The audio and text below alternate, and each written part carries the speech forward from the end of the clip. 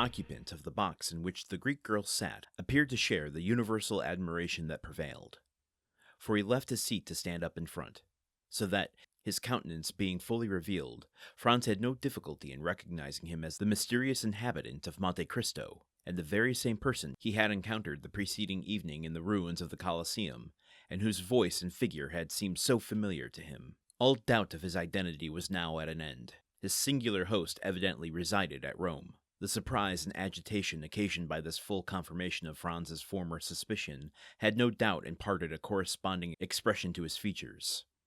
For the countess, after gazing with a puzzled look at his face, burst into a fit of laughter, and begged to know what had happened. "Countess," returned Franz, totally unheeding her raillery, "I asked you a short time if you knew any particulars respecting the Albanian lady opposite.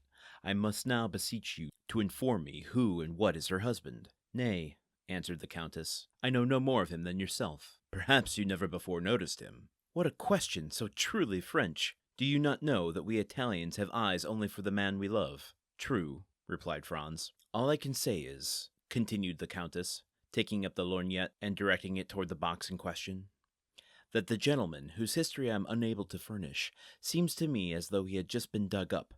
He looks more like a corpse permitted by some friendly gravedigger to quit his tomb for a while and revisit this earth of ours than anything human. How ghastly pale he is!" This countess is after my own heart. I've mentioned many times on this show, I love horror films. And taking into account that when Franz was telling Albert his past history with the Countess G, it was taking long walks with her at night among the ruins of the Colosseum, talking about the fallen hero's death and destruction, etc. And here, she's making a comparison to Dante, and it is Dante, we'll get to that in a second, of him looking like a living corpse. A description that fits very well to Gaston Leroux's Phantom of the Opera, though that came roughly 50 years after this story. But there seems to be no question now that this mysterious man with the Greek is Dante, or Sinbad, as Franz knows him. Do we call him Sinbad now?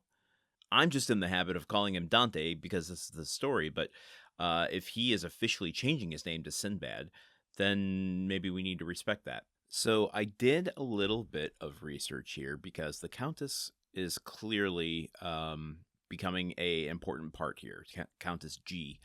The story, I don't think, will ever reveal who this truly is, but it being based on a real person, Robin Buss and others have believed that this is a nod to Countess Teresa Guiccioli, who was Lord Byron's mistress. Now, let's just separate fiction from fact here.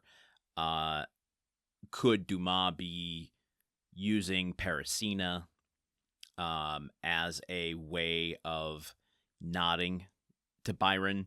The fact that he gave Countess G a reference to a Lord Byron poem be a nod to who this could be? In reality, I don't think it necessarily makes sense that Lord Byron's mistress would inherently be at a Lord Byron opera, but this could just be Dumas being clever. One of the reasons people think that this is who Dumas is referring to is that in Lord Byron's memoirs, he also shortened the name to Countess G. What does this mean functionally in the story? I think mostly she's just an indication of the type of circle that they're running in. My guess, even though we're not done with the chapter yet, is this was just a way in which to bring people together.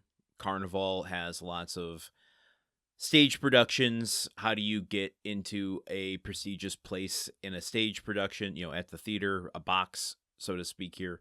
Well, you would have someone like Countess G owning one, so you make Franz have a small connection to her, get him invited there. Like, it's just, I think, plot device to keep things moving and get it all together. I don't know that it really has any more thematic relationship to the story than that.